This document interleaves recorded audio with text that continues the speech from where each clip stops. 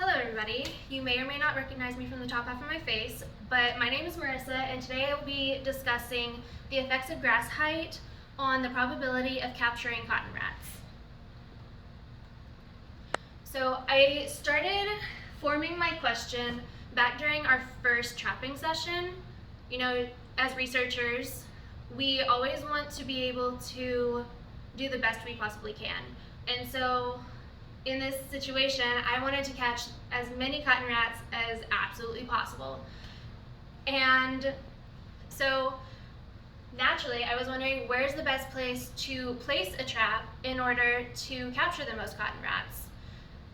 And from there, I made it slightly less broad and started questioning whether or not the height of the surrounding vegetation will make it more or less probable of capturing the cotton rats. And you might be wondering, well, why does this actually matter? But realistically, if you're wanting to do research on something, you have to be able to find it, you know? And so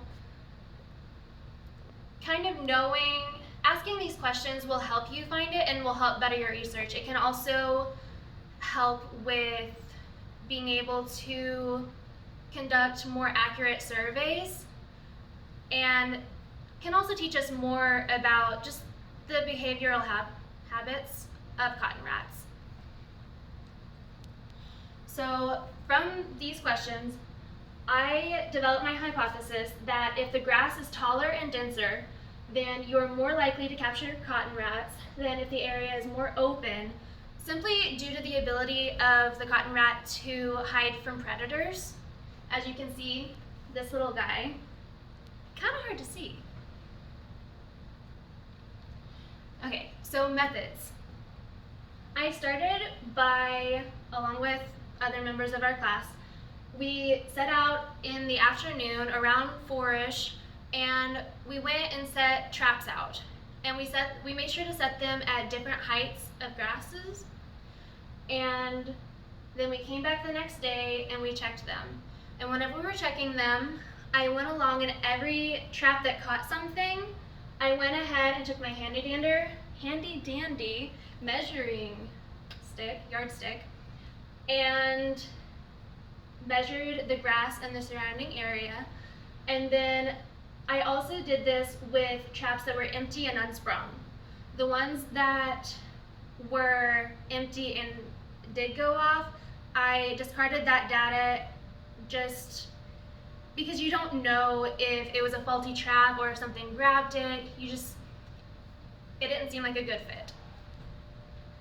And so next, recording and analyzing the data. So as you can see here, over on the far left is the grass height, and then the next column over is the number of cotton rats that were caught at each grass height, and over here is the number of empty unsprung traps at each one. And I will post the presentation along with the video so that you can look at this if you want to, because I'm sure you can't see it very well. But using the data from the previous slide, I ran a 2-sample t-test, and as you can see here, my p-value ended up being 0.004547, meaning that the results were statistically significant, and that there was a statistically significant difference in the heights of where cotton rats were caught and where they were not. And if you look up here, you can see the mean. And so the mean for the area, or the average grass height of areas where cotton rats were caught, ended up being 37 inches, and then, which was like roughly 1.5 times the height of where the traps were empty and unsprung, and that ended up being 25.16 inches.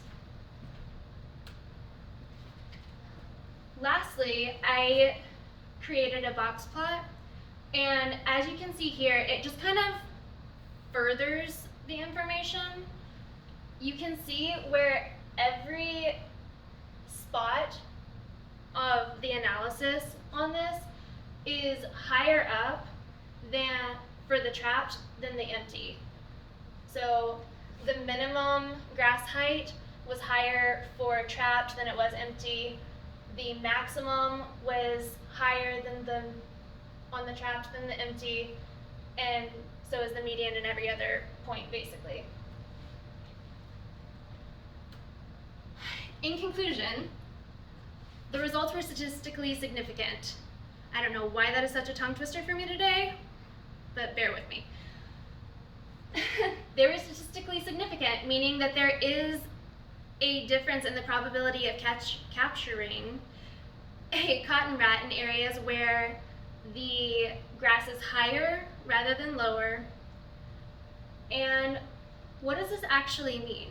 Well, like I said, you're more likely to catch cotton rats if the grass is higher rather than lower, because most likely due to their ability to hide from predators. It's kind of like we spoke about previously in class, where the reward has to outweigh the risk. And in most cases, if you can find food where you're safer, you're going to. And where do we go from here? This information gives us information on the behavioral characteristics of cotton rats. And so from here, we can conduct more correct analysis or surveys of areas. And also, if we can find species, we can better study them. So we can see, do cotton rats bring their young with them whenever they go foraging? At what point do they start venturing off on their own? And so by understanding where you can find them, you can study them, and you can further your knowledge about each species. Okay. These are my references.